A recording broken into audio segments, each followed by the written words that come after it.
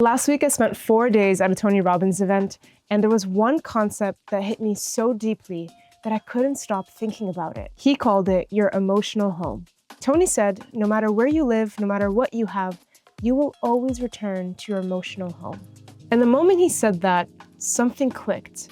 Because most of us work so hard to change our external environment, our business, our body, our location, and we never stop to ask, what emotional state do I live in?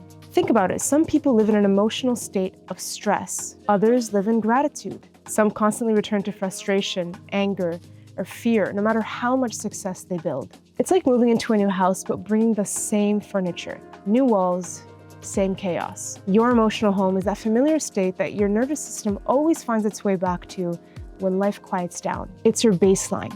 It's your autopilot. And Tony said, we don't get what we want. We get what we're conditioned to expect. So if your emotional home is built on stress, then your subconscious will always find a way to recreate it because it feels like home. So the first step to all of this is awareness. Ask yourself right now, when you're alone, when the notification stops and there's no one to impress, what emotion do you sit in most? And be brutally honest. Do you live in worry, in control, in comparison, or in gratitude? Because until you identify it, you'll keep building goals that reinforce that same emotion. You'll chase success not for joy, but to momentarily escape your emotional home, only to move back in the second the high fades.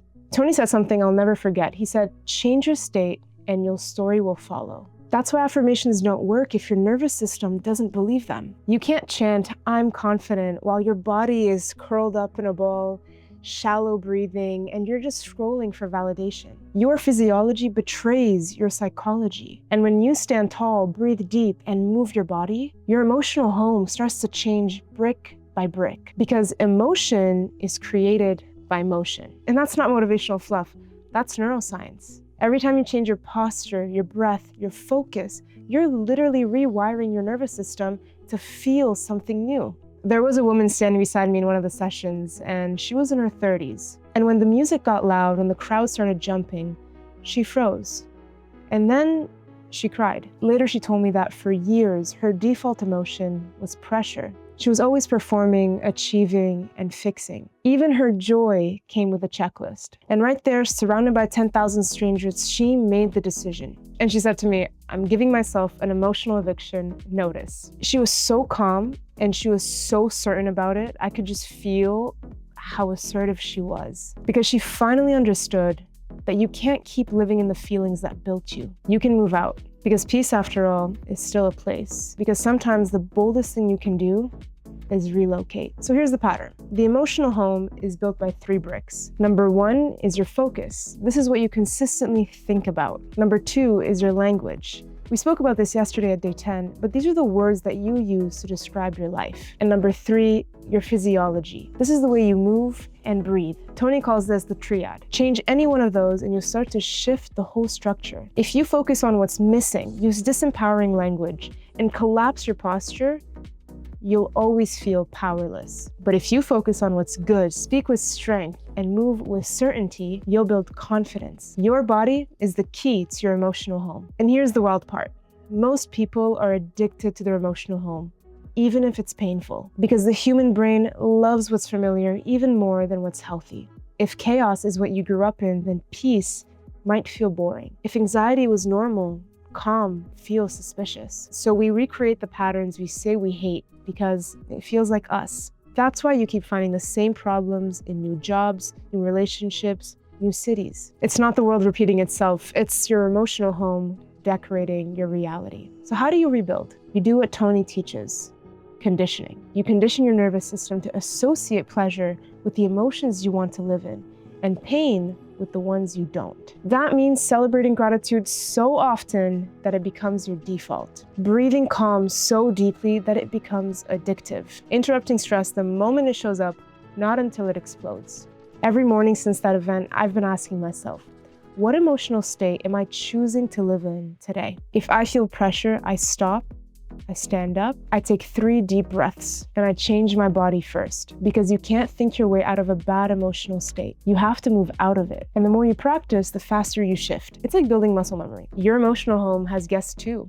the people you allow to visit. Some people bring peace, and others bring chaos. And sometimes the chaos that people bring feels exciting because it matches your old energy. That's when you have to protect your home, because not everyone deserves access to your inner peace. That's why we have boundaries. Tony always says, your identity is like a thermostat. No matter what happens, you'll always return to the temperature you're used to. That's why lottery winners go broke and fit people relapse. They change their environment, but not their internal settings. If your emotional thermostat is set to anxiety, you'll find reasons to worry even in paradise. If it's set to gratitude, you'll find blessings even in chaos. So the real question is, what's your emotional temperature set to? We all know home is a place, but it's also a feeling. And if your emotional home is built on stress, fear, or guilt, you'll sabotage anything that threatens to take that away. That's why joy feels unsafe for people who've lived in survival for too long. Because safety feels like stagnation until you retrain your body to trust peace. So start small. Catch yourself in the act of your old emotion. When stress rises,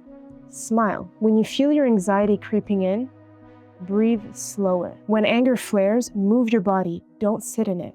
Each time you interrupt that old pattern, you're tearing down one wall of the old house and laying a new foundation. And over time, peace stops being something you chase. It becomes where you live.